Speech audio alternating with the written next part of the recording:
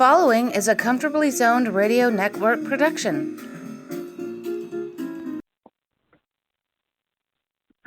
Thank you, Tally Olson. I am back. Lovin'Baseball, when we were 12 and innocent. And I have the honor of Jerry Feitelberg, Comfortably Zoned Network regular. He is going to introduce a very special guest, and he's going to tell the audience why he's a very special guest. Jerry Feitelberg, if you would. Well, thank you, Ralph. And as you know, thank you for having me on the broadcast with you. I'm going to introduce you to a retired Superior Court judge, Judge George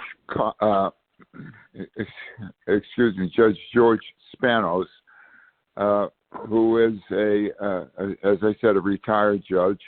And my older daughter, Jennifer Lee, took the oath of office to become a judge in the Superior Court of California for Contra Costa County. And Jennifer and George have become friends in the last year or two. And Jennifer told me that George is a huge baseball fan. And I gave him a copy of your book to read. And I hope, George, you started to read it. And now, George grew up in Brooklyn, and I'm not familiar with where you went to undergraduate and law school, George, so you could fill us in on that. But I'm going to turn you over to Ralph right now. Go ahead, Ralph. Hey, thank you both for being here today. And, George, welcome to the airwaves.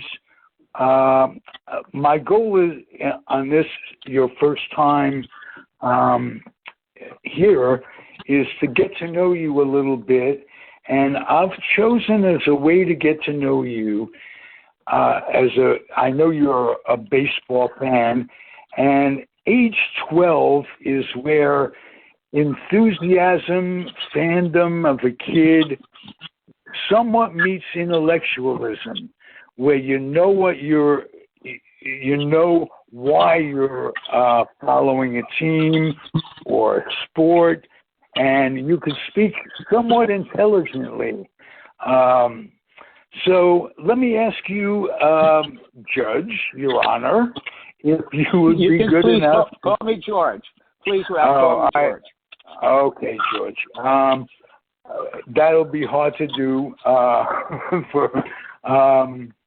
but I will. And George, at age 12, what was baseball like? Who brought you to baseball originally, and who were you a fan of?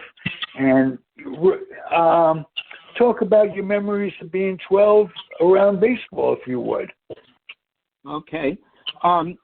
Yeah, I was born in Brooklyn and raised, I guess you'd say, my formative years before 10th grade, because 10th grade we moved out to Long Island. But up until then, it was in Brooklyn. My mom was born and raised in Brooklyn, and she was the Brooklyn Dodger fan. My dad was from Greece. He was an immigrant. And so he was really never into baseball, I have to say. But I learned about the Dodgers. And it was more, I guess, it's not so much an intellectual thing I can explain. It was emotional, is the best way I can put it. My mom was a fan. She raised me to love the Dodgers. That's what the best way I can put it. Okay, what year were you 12? I was 12 in December of 1957, but my memories of the Dodgers go before that. In fact, I turned 12 the following month. Well, you know that. No, the 1957 was the last full year. That was the last year of the Dodgers in Brooklyn. And it was the year Campanella was tragically injured. Right. January of '58, and I'll never forget. I was in 7th grade, and I'll never forget learning that. It was roughly a month after I turned 12, and me and my friends were just in a state of shock. We were kids. We didn't really fully understand the nature and extent of injuries, except we knew it was serious. But we still, at that time, at least shortly after the injury was reported, we still remained hopeful that he could come back. Yes, it was weeks before the final prognosis was announced, and I remember a cold winter. I was a Giant fan, George, and you were a Dodger fan, but both our teams left. And there was an emptiness in New York City that, first of all, the greatest rivalry with respect to George's Yankee and Red Sox experience. But I think the Brooklyn Dodgers and the New York Gents were incredibly made that city alive. And there was something taken out of it. I was a kid. We're about the same age, George. And it was shocking to me. I wasn't a Dodger fan, but I realized from Cappy's injury that it didn't matter what team the players played for. You loved them and you had memories of them. Like I was a Junior Gilliam guy. I thought he was terrific. And being a Dodger notwithstanding, he was my man. And Carl Furillo, the same thing, the Scoonge. That's the nickname, yeah. Who was your favorite player of the Dodgers? You know, that is really a great question, and I asked myself, at least in retrospect, to say, now, who was my favorite player? I have to say, I loved them all. I loved them all. You might ask me one day, hey, it's Duke Snyder. Another day, it's Campy. You just go down, Pee Wee Reese, Junior Gilliam.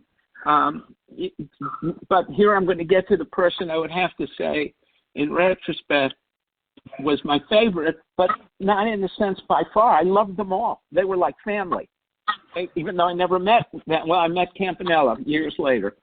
But I would say Gil Hodges, who recently was inducted to the Hall of Fame, and it was long overdue.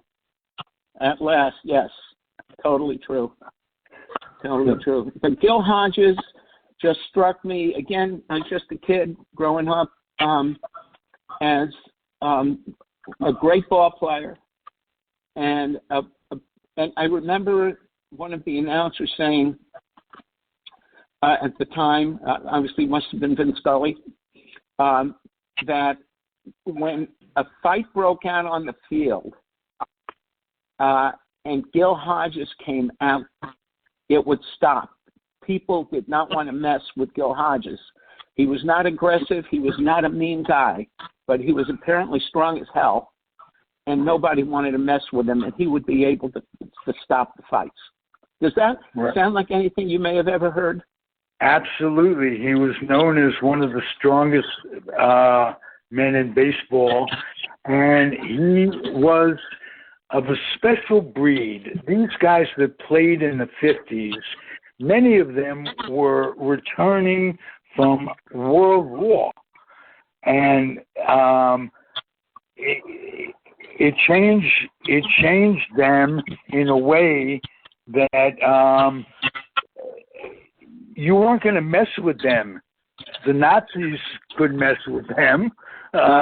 You didn't stand a chance, and they were able to put everything into perspective. Only like someone whose lives were at risk, or democracy was at risk or whatever it was a more serious individual coming out to play a game. And Campy said it best. It's a little boy's game, and we're just playing it as adults. And it was different times. Yes. I'm going to ask you to get to know you a little bit, to get off the subject of baseball just for a second. Uh-huh. What kind of music did you listen to in growing up? Growing up. In that era, while I was in Brooklyn, I guess I grew up listening to what you call rock and roll type music. Okay. Yeah. And what were your early books that you read? Doesn't have to be baseball. My early books. Oh, God. You know what? Believe it or not, my memory is reading the Encyclopedia Britannica articles in connection with essays we had to write in school. That's what my mind goes to. Well, we talked about this a little bit. You went to a high school that was one of 3 schools in New York City that you had to take a test to get into. You went to Brooklyn Tech, and the other schools were Bronx Science, and I blank on and Stuyvesant, and you actually went to school to study. I went to Newtown High School, and there was no test to get out, let alone get in. So, you're very humble. Okay, well, if you knew me better, you wouldn't say that. I'm not. Okay. I'm pragmatic and realistic rather than humble. What led you to the law? What led me to the law? I think it was probably on kind of a personal thing. I had, we call him an uncle in Greek, but he was the first cousin of my father's. We used to refer to them as uncles. Right. And he served in World War II, and then he went out and he went to Harvard Law School and became a rather famous at the time antitrust lawyer. And he was on the case with other lawyers on a major antitrust case. I think it was against the Scurris and 20th Century Fox, which they won. And so he was kind of an inspiration, saying, "Wow, that's something special." And right. I would say he was my inspiration. I wasn't super close to him. I knew him, but it was more of that idea. Wow, you can do something pretty big like that. So I think that's probably why I went into law. Okay. Any regrets doing that? Is there anything else, looking back, that you might say, "Wow, I wish I'd have tried anthropology or something"? Was it along the way? Was there anything that you second guessed about your decision? Really, ultimately, no regrets. Was it the first thing I was thinking of doing when I went to college? No, it wasn't. Because we're talking around the time of the race for space, right? I forget, yes. What was the year? If you remember, what was the year Sputnik was put up? I think it was 57. I think. Correct. You're correct, Ralph. What year? I'm sorry. 57. Okay, yeah. And then I graduated from high school in '63, and from a high school out in Long Island called Walt Whitman High School in South Huntington Station. And we were on in the race for space. As you know, JFK said we're going to get to the moon. And that was really my initial interest, to be to use the old terminology, a rocket scientist. What was interesting was that I did, I studied hard. I do have to say that, but so I did well in most of my subjects, including math and science, and I did well enough to get, they called it a New York State Region Scholarship to an engineering school in New York called Rensselaer Polytechnic Institute. And so now that's making the cut, right, from high school to college. But when I got into Rensselaer, I saw, I guess it's kind of like sports. You're good in high school. You're not quite as good when you face the competition in college, let alone if you get into the NBA. So I now was more with my peers that also did very well, right? And I realized, hey, I'm not quite at their level. I'm good, but I'm not there. So I did not pursue it. Okay. Obviously, what you pursued, you reached the level of greatness. How did you move to California, and why?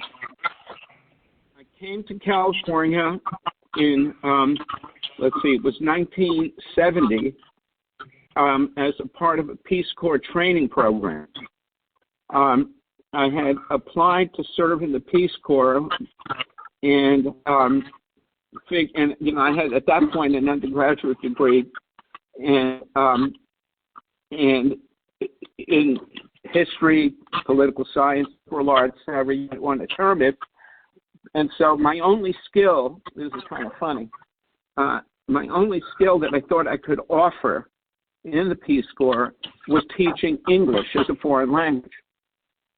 Okay, so lo and behold, I get an invitation to join the Peace Corps after I've applied, and they want me to teach agriculture. Now you go figure that, but that's what they did. So I said, absolutely, a tree grows in Brooklyn. I love it. I used to say that a tree grows in Brooklyn, but not all sorts of crops that I ever grew. and so I said, all right, well, what the heck? I'll give it a try. And a part of the deal, at least then, I don't know if it's still true now, was that until you actually raise your right hand to take the oath of a Peace Corps volunteer, there was never any pressure to continue. In other words, you weren't doing something improper, saying, okay, let's see what the training is like. And so I said, all right, I'll try it. So they flew me out from New York, or I was at the time, to California. And you may know that UC Davis is one of the foremost agricultural schools in the world. Absolutely. And one of the most famous veterinarian programs going. That's true also, very true. And a great school in a great area. I lived in Sacramento for 7 years and spent a lot of time at Davis. At the time, back when things were changing, I was in the Air Force to avoid being drafted and stationed at Travis. So we both went through times that were turbulent at that time. Did the Peace Corps keep you out of the service? I'm sorry? Did the Peace Corps keep you out of the service? Not really. And here's what happened. So I go to Davis, and we're some huge, at that time at least, I don't know if it's been built over, agricultural fields, basically open fields. And we were put up, along with the other potential volunteers, at, well, something like a farm labor camp, an old one. It was like big barracks. We had barracks, we had our bunks and it was a long barrack and all that. And that's where the training occurred. I finished the training. The next step was to go to the Philippines, to go to an agricultural rice farm, an experimental rice farm, a couple of hours outside of Manila. And I did that. And I'm there. Again, I have these bunks. We had gigantic mosquitoes. I had holes in, the protective screen for the bunk. It was being eaten alive. I decided, maybe I don't want to do this, considering some of the stories I heard of ultimately, the service was going to be in Nepal. And I said, maybe this isn't for me. And another friend, a potential volunteer, a fellow from Sherman Oaks, California, I still remember, went up to me and said, George, my father worked 18 hours a day, so I would not have to live like this.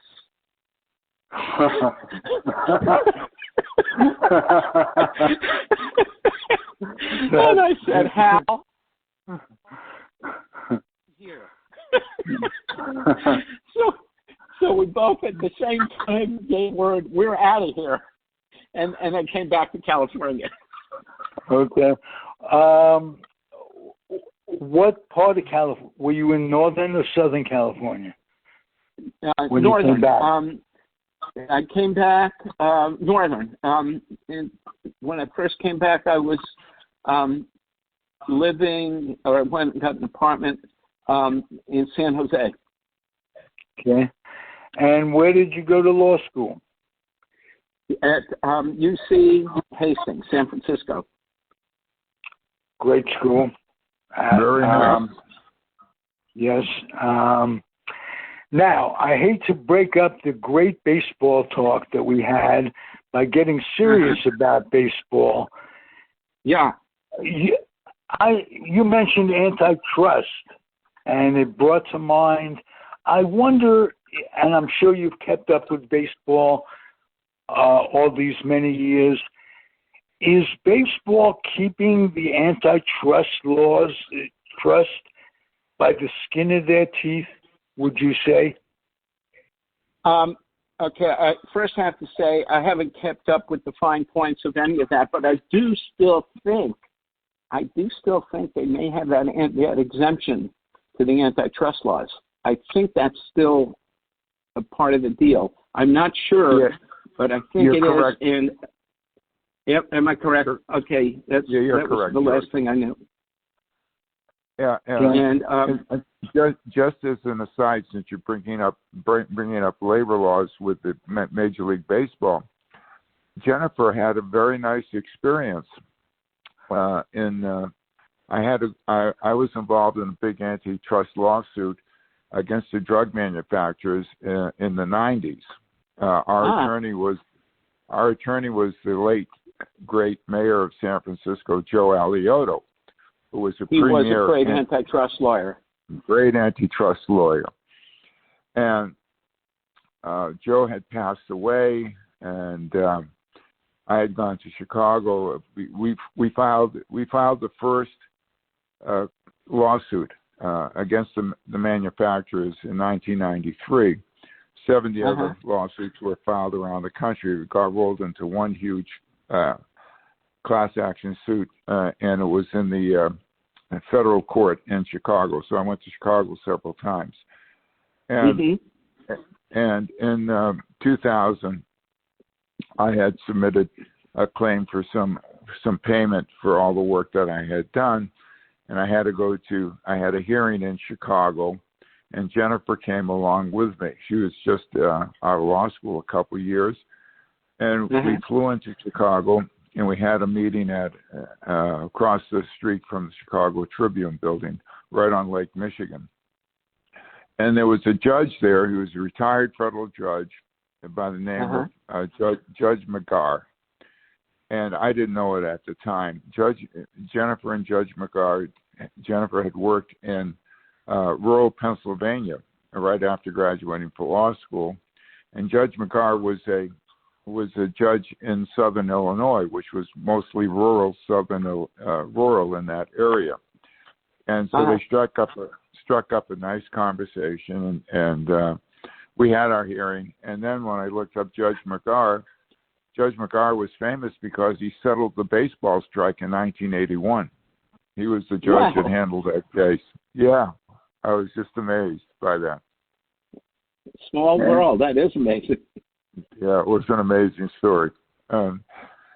Jennifer really helped me get some compensation for the work that I did. So that was great. That was definitely great. Yeah. Judge, what was your most interesting case? Oh wow, that would definitely be a hard one for me to reflect on. Oh gosh, I've had, every case actually can get very interesting when you get into the fine points of the case and the issues. But let me think back of what I might say. I just had quite a few of them. Well, let me take the pressure off you a little bit. What are one of the 2 or 3 most interesting cases? Just start with that, and we'll talk about the others next time you're back. Let me think. Well, one certainly was one of the, as background, might partially explain why it was interesting to me, at least, maybe not to others, was my experience before I became a judge was all on the civil side. I did not do criminal cases. I was not a criminal. I was neither on the prosecution side or on the defense side of criminal cases. So all I did was civil litigation, civil cases. Mm-hmm. So I became a judge in January of 2001. Then the very next day, and that was the end of January, so it would have been the beginning of February, I'm in court, and I'm assigned to criminal cases. So I had a pretty steep learning curve. And one of the very first cases I got, this was in Richmond, California. We have a number of courthouses in our county. That's one of them in Richmond. And I'm assigned, believe it or not, it was known as a preliminary hearing. It was not the trial, but it was the hearing where a judge has to determine, is there enough evidence that the district attorney is presenting so that the case should go to trial. And so I was sitting in a preliminary hearing, and here's a guy that just did civil litigation all his life, or as an attorney, and it was a murder case.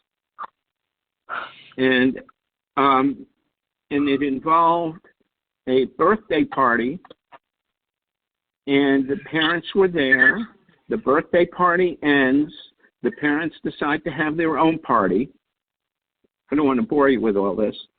You're not boring us at all. Believe me.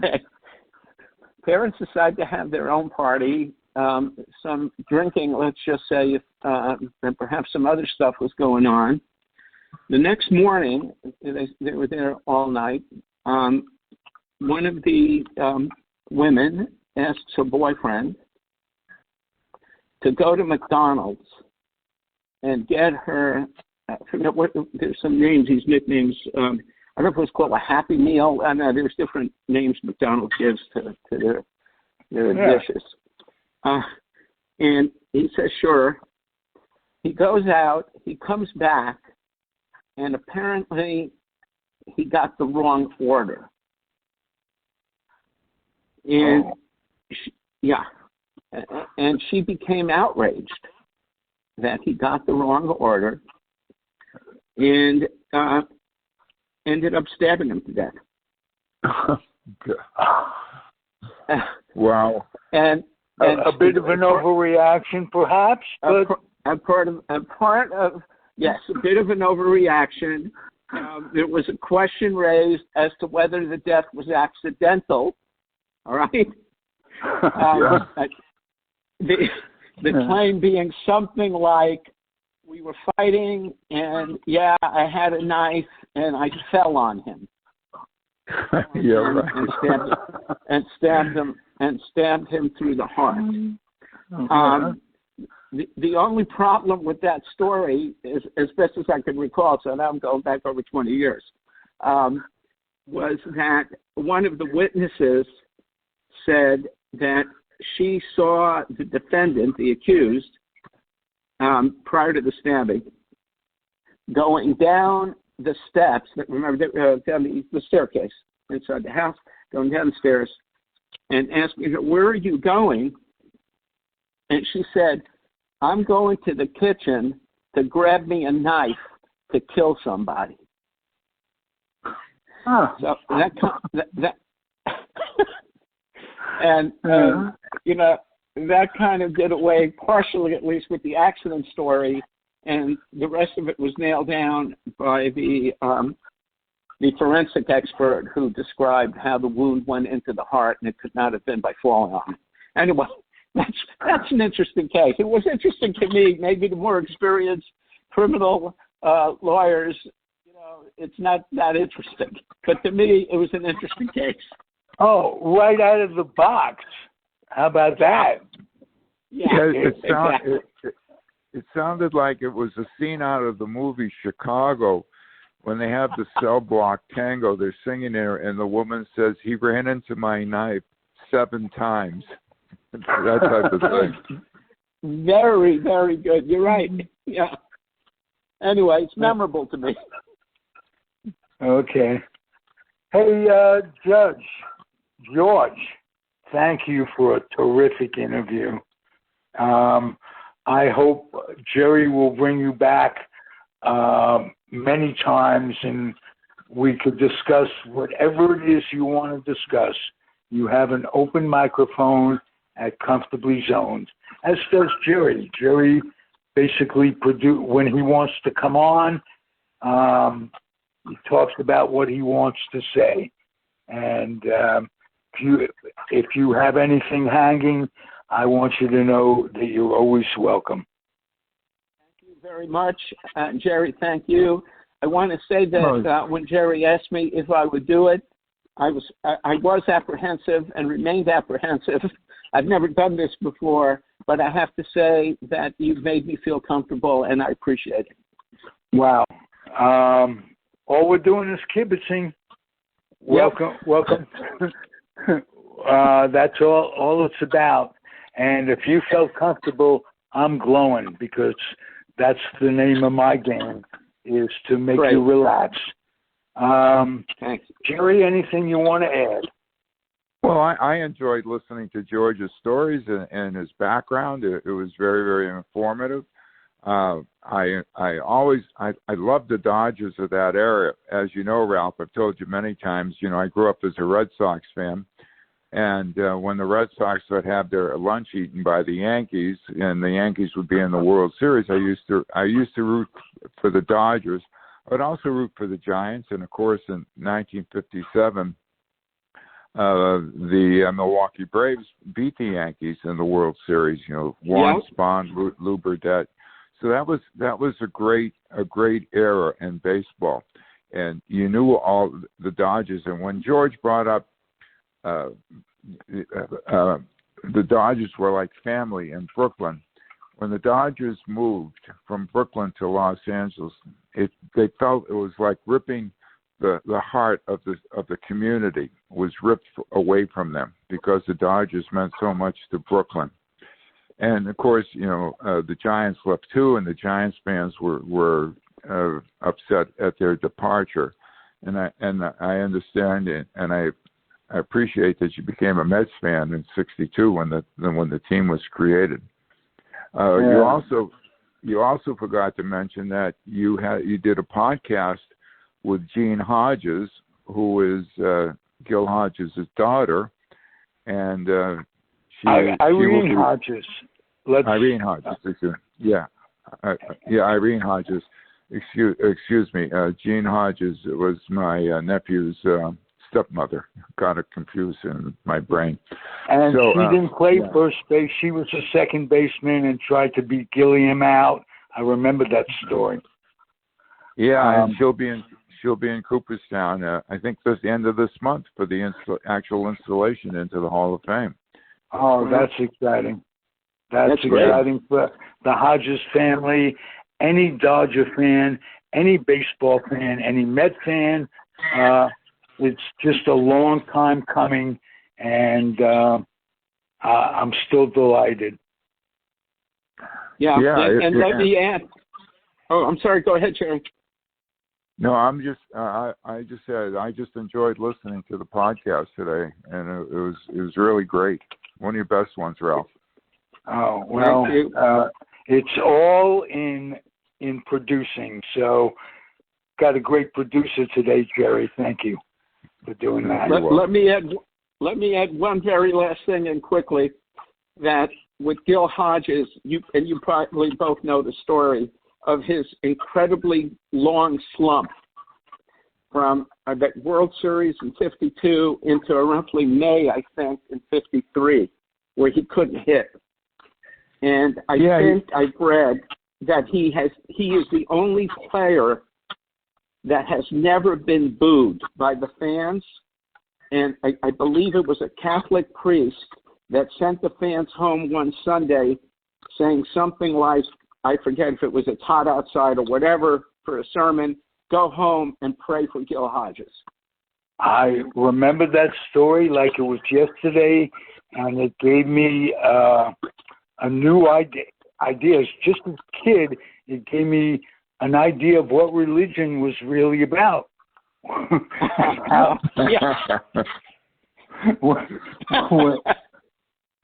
When you think about it, and what we could talk about, what religion has done recently to the Supreme Court, and I think the Vatican has a lot to do with that. But this is a baseball show, and we'll save that for another time.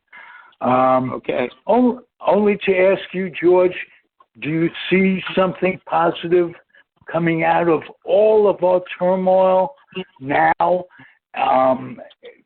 Is there reason? Give me some reason to hope for the future, because things are kind of messed up. The only thing, I agree with you that things are messed up, and the only thing I can see right now is there are still many people, our fellow citizens here, that are people of goodwill. And I am hoping they will prevail. I'm encouraged by the January 6th committee hearings that are bringing out a lot of facts that many of us were not aware of. And that gives me some hope that maybe some good might still emerge. Beautiful. Yeah, next Thursday night, a week from tonight, is must-see TV. Yes. The at least the final scheduled hearing of the J6 committee, and they're talking about more hearings in August now. So it should be absolutely must-see TV. It's going to be on prime time. Absolutely. I'm with you on that. It is must-see TV. Got to keep this guy from running again because it scares me. I agree. Okay. Sadly, Thank you I both. have to agree. Thank you both. Very nice to meet you, sir. Someday come and have lunch with Jerry and I in downtown Alameda. That's great. Thank you for listening, everybody. Comfortably Zoned Radio Network, Jerry Feitelberg, and the Judge Santos. Take care. And Jerry was wrong. You're not the hanging judge. You're a good guy. I never said I appreciate that. Take care, everyone. All right. Thank you very much. And to the audience, this was a big one for me. Adios and happy trails. Bye now. The proceeding has been a Comfortably Zoned network production. You are advised to keep your dreams wet, your humor dry, your children and grandchildren out of military recruiting offices and off the laps of clerics who wear dresses. Thank you for listening, everyone. Happy trails.